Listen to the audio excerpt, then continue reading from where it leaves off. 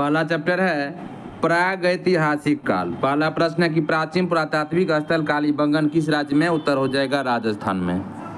कालीबंगा प्राचीन पुरातात्विक स्थल राजस्थान के हनुमानगढ़ पूर्व में श्री गंगानगर जिले में स्थित है।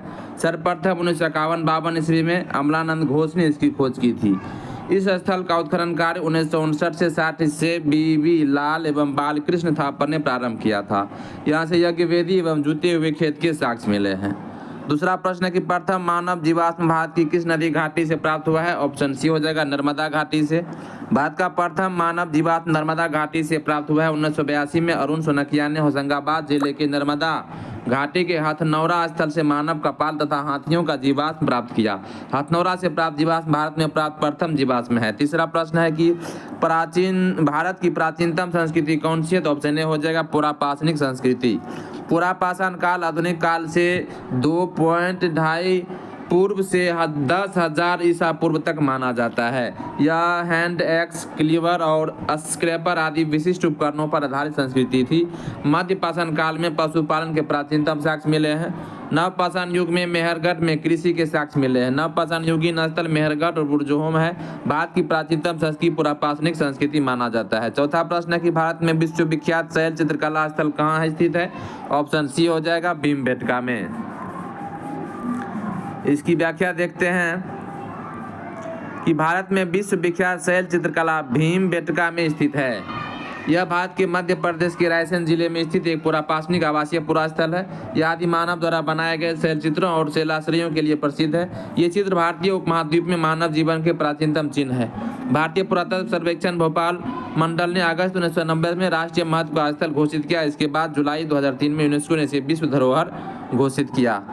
1957-58 में V.S. वानकर द्वारा की गई थी इसकी खोज। पांचवा प्रश्न है कि प्रथम मन के निर्माण किस स्थल से प्राप्त होता है? ऑप्शन ए हो जाएगा पाटने से।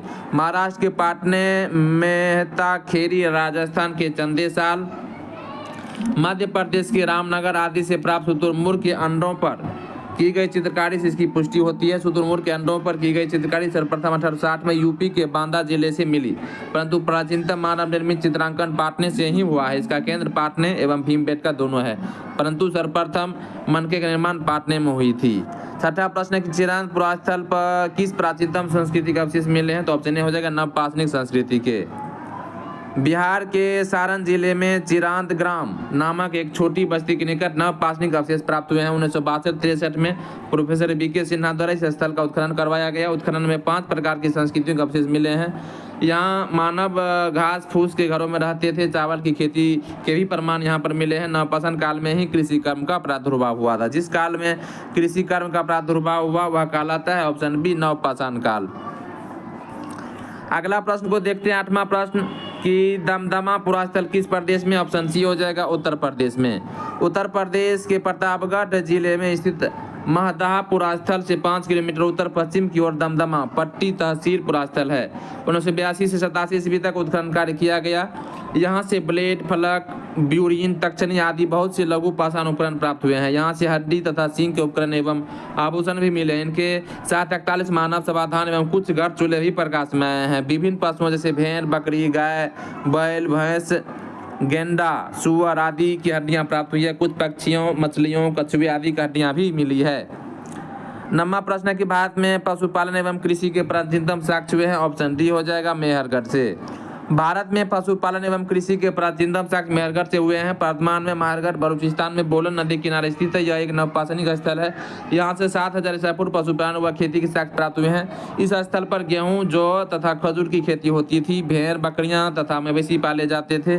कालांतर में यहाँ हड़प्पा के शहरीकरण के पूर्ववर्ती मेहरगढ़ निवासियों की उपनगर बसाया गया था। अगला प्रश्न है 10वां की और इस वीडियो का इस चैप्टर का अंतिम प्रश्न है। निम्नलिखित में से किसको कैलकोलिथ युग भी कहा जाता है? तो ऑप्शन सी हो जाएगा ताम्रपाषाण युग को कैलकोलिथ युग भी कहा जाता है। जिस काल में मनुष्य ने पत्थर और तांबे के औजारों का साथ साथ प्रयोग किया उस काल को ताम्रपाषाणिक काल कहते हैं। इसे कैलकोलिथ युग भी कहा जाता है। सर्वप्रथम जो धातु औजारों के रूप में प्रयुक्त हुई वह थी तांबा। भारत में ताम्रपाषाण अवस्था के मुख्य स्रोत दक्षिण पूर्वी राजस्थान, मध्य प्रदेश के पश्चिमी भाग, पश्चिमी महाराष्ट्र तथा दक्षिण पूर्वी भारत में है। सर्वप्रथम चित्रित मृत भांडों के अवशेष ताम्रपाषाणिक काल में ही मिलते हैं। इसी काल के लोगों ने सर्वप्रथम भारतीय प्रायद्वीप में बड़े बड़े गांवों की स्थापना की।